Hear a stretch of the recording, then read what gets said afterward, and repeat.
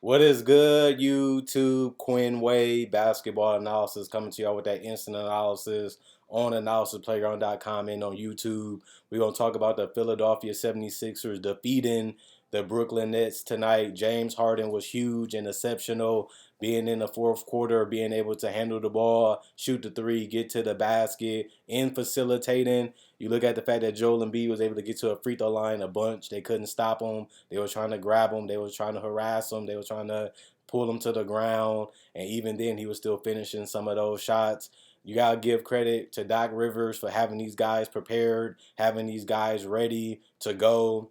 I got to give him a lot of credit because he has dealt with a lot of injuries this season. That's something that he has been great at, getting the best out of the role players. You got to give credit to Tyrese Maxey for being able to come off the bench and have one of his best seasons, if not his best season as a pro. But he accepted to come off the bench and has been exceptional in that role, getting to the basket, hitting threes, riding the momentum of the crowd, making the crowd feel him, and having a presence in that arena, which is beautiful to see. Tobias Harris had a great defensive game. I feel like he scored the ball well, spaced the ball well. The Anthony Milton continues to be great. I feel like the Nets, they fought. They just couldn't get enough stops.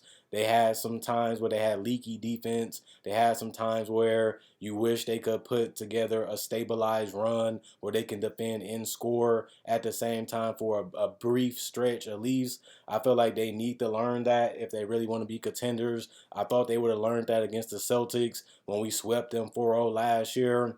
If you can't get stops, you're going to lose close games, and it's going to be the deciding factor. You have to be able to get consistent stops to win games. You can't try to outscore NBA teams. Every team has a franchise guy or other guys that can help that team win. And tonight we seen that. Philly stars stepped up, and Brooklyn stars really didn't step up when it mattered most. Kyrie tried to do his razzle dazzle in the end. It looked nice, it looked cool, but it only goes so far if you can't stop him on the other end, especially when the other team has a cushion in the lead. But overall, it was a good game. The Brooklyn Nets, they fall to 29-18. They're 16 and away from Brooklyn. They 16 and 11 away from Brooklyn. Philadelphia, they're 31 and 16. They 18 and 7 at home. The first quarter was 41-41. Both teams was going at it, scoring. It was fun and an exhilarating start to the game, and both teams shot the ball well. And the second quarter, we seen Brooklyn fall off a little bit. 24-34. Philly kept it going. They kept it pushing. They played with space. They played with effort and energy. And then in the third quarter, Brooklyn really started finding themselves a little bit. You got to give credit to Jacques Vaughn for finding some things that he can do, like getting to the paint, spacing the floor, and the team played a little bit harder. 33-32 in the third, and the same way in the fourth quarter. Brooklyn knew time was of the essence, and they had to go for it now. They gave themselves a chance and an opportunity to win this game. They just couldn't get enough stops down the stretch, and that's what ultimately made them fold and lose it. 35-30 in the fourth quarter. Brooklyn, Russell O'Neal didn't defend very well. He had 8 points, plus two and plus minus. Two personal fouls, five turnovers. He only had 5 assists and 4 rebounds, which is decent for him. 1-2 from the free throw line, 1-4 from three, 3-7 from the field. I feel like he didn't really give it his all tonight. It seemed like he was a little out of it. Same with Joe Harris. He started 8 points, -7 and plus minus. He fouled out of this game, looked a little slow, didn't really have the same type of energy throughout the entire game, and he was out of this game very quickly. Only played 20 minutes, one turnover, 2 rebounds, 2 or 3 from the 3-point line, 3 or 4 from the field. He knocked down the threes when he was open, but didn't play long enough to make that much of a difference.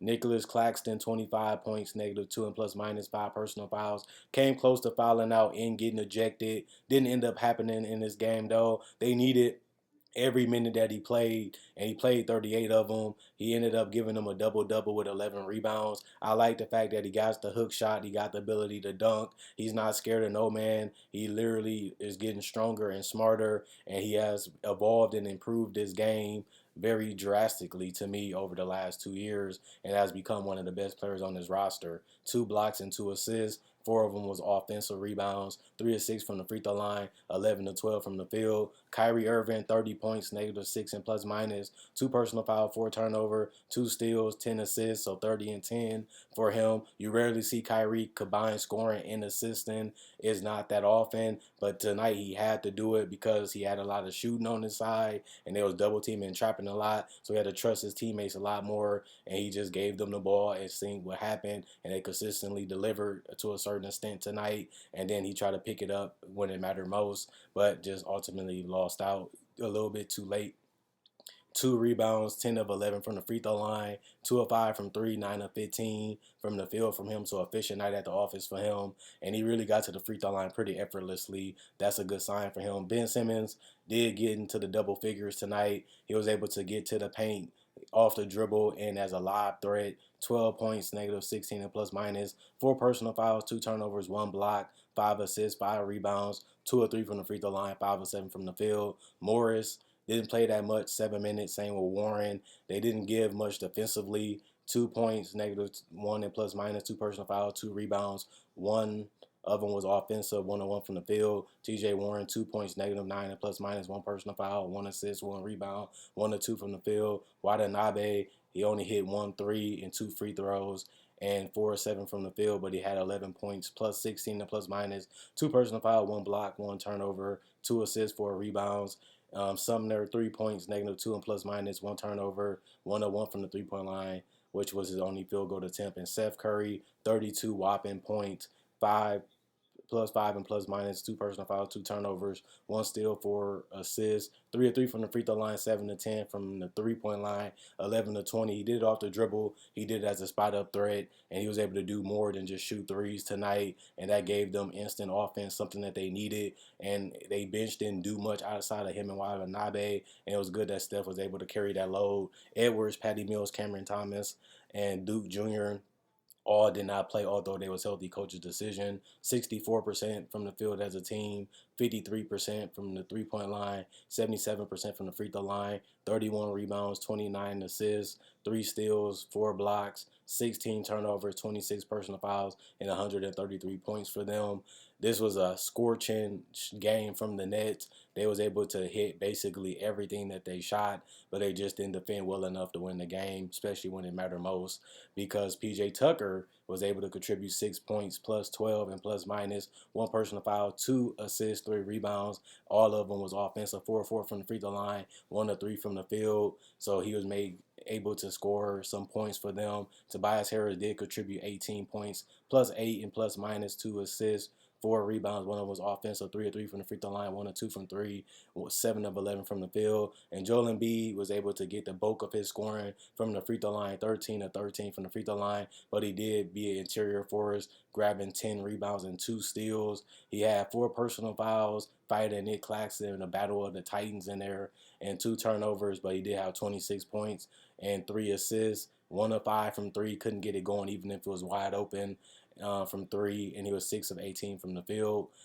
James Harden was aiming at the shots that he was shooting. I call him James Aim Harden because when he's taking his time, setting it up and aiming it, that's when he at his most dangerous on the court. And he had 23 points, plus 4 and plus minus, 4 personal fouls, 6 turnovers, 1 block, 2 steals, 7 assists, 3 rebounds, 6 or 7 from the free throw line, 5 or 10 from the 3-point line, 6 or 12 from the field. This was excellent, using his handle to get to the shots that he wanted. Even got all the way to the rim and laid it in for a clutch bucket outside of the 3-point shooting. He did set it up, but he seemed like he wanted to score a little bit more than facilitate. Seemed like he really took the challenge of beating the Nets, even though Kevin Durant didn't play, and he was able to finish this game as a closer tonight, and they needed every point that he was able to give them. DeAnthony Milton was the same, 19 points, -4 and plus minus, 3 personal foul, 3 blocks, 1 steal, 2 assists, 4 rebounds. 2 of them was offensive, 2 of 2 from the free throw line, 3 of 6 from 3, 7 to 10 from the field. He was able to space the floor, give them stability, give them a good pace, and was able to get out the way and let Joel and Harden do their thing. Same with Maxey and Tobias, and I love the fact that he can play on and off the ball, and that's great for this team. George Niang, 0 points, One personal foul, one turnover, one assist, 3 rebounds, all one from the 3-point line, or 2 from the field. Montrezl Harrell, 4 points, plus one, 2 personal fouls, 1 rebound, 2 or 3 from the field. Tyrese Maxey, you got to give him credit for being able to accept his role after having his best season. He returned to have one of the better seasons again. This is his best season as an athlete for the NBA, and he has been exceptional, carving up the defense, getting to the paint, hitting mid ranges, hitting threes. He's able to score in multiple ways, and he's able to do it at a dominant fashion. He can even play a little bit off the ball too now, and it just shows the growth of his game, the humbleness to come off the bench just for the team to succeed. And he was able to start sometimes in the fourth quarter and be a closer for them tonight. And it was tough to stop and guard when he played with Harden and Embiid and Melton and Harris, and they were just too dominant with that lineup. Virtually impossible to guard. 2 steals, 5 assists, 3 rebounds, 5 of 5 from the free throw line, 6 of 9 from three, and 8 of 14 from the field. Matisse Thybulle actually contributed 10 points, -2 and plus minus 2 personal fouls, 3 steals, 1 assist, 2 rebounds, 2 of 2 from the free throw line, 2 of 4 from three, and 3 of 5 from the field.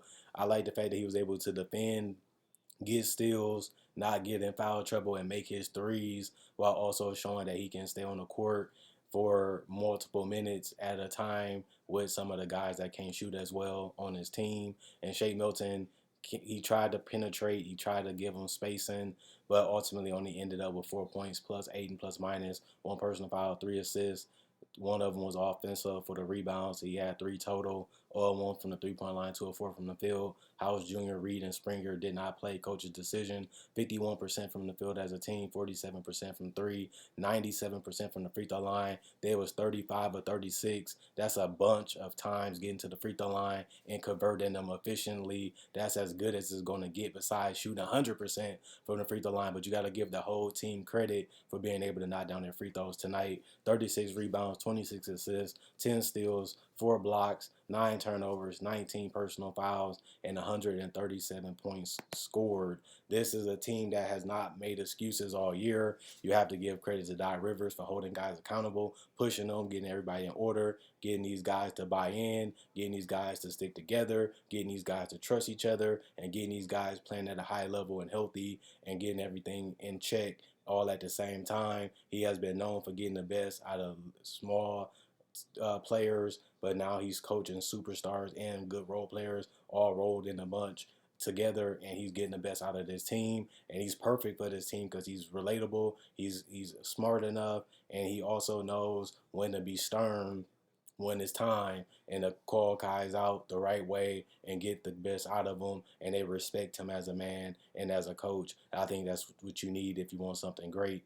And then I feel like the Nets, they just got to figure out how to defend, how to get stops, how to get everybody on the same page on that. And they don't have the personnel for it, but they still can't make excuses because they still got the trade deadline. They still got the buyout season to get it done. And I know they having trouble scoring the ball sometimes, but they have shown that they can score with and without Kyrie, and even with Ben Simmons having trouble scoring the ball themselves, they still been able to score a lot of points because they have weapons at the shooting positions. Every position that they have shooters there besides center and power forward if Ben Simmons and Claxton are starting, but they the guys that defend, and those guys are needed on the court too because that's something that this team is lacking, and that's why they have been having trouble winning games. They can score a bunch of points, but they can't lock you up consistently, and they can't do it when it matters most, and that's why they've been having trouble, and they're a little too small too, and that's been one of the biggest problems that they've been having. They remind me a lot like the Clippers.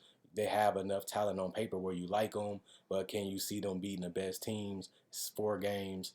I just don't see it happening just because they have too many inherent problems that can cause them to lose a series, or you can't trust certain things, or you know something out of control is going to happen, and then all of a sudden that's going to be the reason why they lose. So I can't be a fan of these teams, and I can't root for these teams because of those facts that has been proven out throughout the years, and that's the point that I'm trying to make. This team still can correct them. They still have time to fix them, and they still have time to learn what they learned from the Celtics and from the Bucks. You have to play harder, you have to play smarter, and you have to play with want and will if you want to win the championship. Nobody's going to give it to you. you. Nobody's going to hand it to you. You got to fight and do whatever it takes to get it. And Kyrie has to learn that without LeBron. Kevin Durant hasn't done much in the playoffs outside of Golden State. He made it to the finals once in OKC, didn't do it in Seattle, and hasn't even made it to the conference finals in Brooklyn. That kind of questions you, how great are these players? And they all find themselves, I don't want to be in Philly. I don't want to play with LeBron. I don't fit in with those guys in Golden State. And now they all on the same team trying to figure out how to win when they haven't done it without other players showing them how to do it. Now they know how to do it. Now they know how to get it done mentally, but can they do it all together on the court and outside of the court, hold each other accountable to get it done? Kyrie now says he wants to stay with Brooklyn. I think that's a good decision because this was their choice to try to build something special here. It's not going to happen overnight. It's not going to be given to them. They got to learn how to get it done together, and they have to get on the same page to do that. And they have to start communicating, not with attitudes, not with anger, but with common sense and logic to get it done together. And that's the only way they're going to bring a title to Brooklyn, something that hasn't been done in the NBA. And it's going to be a tough challenge. As you can see, it's only getting tougher as they get older, and they have to start trying to figure it out now because this is year 4 since they got signed, year 3 that KD and Kyrie has played together, and they're running out of time as the window closes as they get older, and then they're going to be stuck wondering, we could have been all-stars and superstars for any team and any organization in our prime. Why did we go to Brooklyn and waste time 4 years of doing nothing?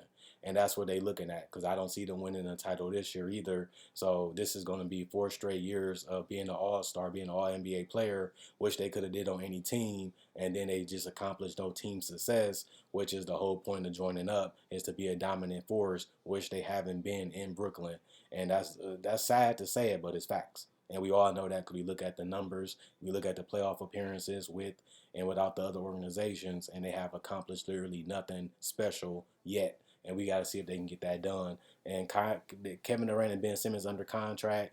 If Kyrie wants to sign the extension, it'll open the window longer, but they still got to figure out how to win together instead of trying to run and escape the first time they get it and the first chance they get a chance to, because they're eventually going to have to get held accountable and judged for doing it, because eventually you are what you are at this point. You're almost 30, 40 years old, and you're only getting older, and that's how the world works. We got to judge what we know. And by what we know, these guys ain't winners. Like, we try to give them credit just because they won titles and they made playoff appearances with other stacked teams. That means we should give them as much credit because they haven't done much since they left those teams and organizations. And we have to look at their careers like that too. Maybe their careers are a little more overrated than what we've been giving them credit, because we're seeing their true colors now. Other than that, continue to like, continue to subscribe, check out my podcast, check out my Facebook page in the description. Quinn Way Basketball Analysis signing out.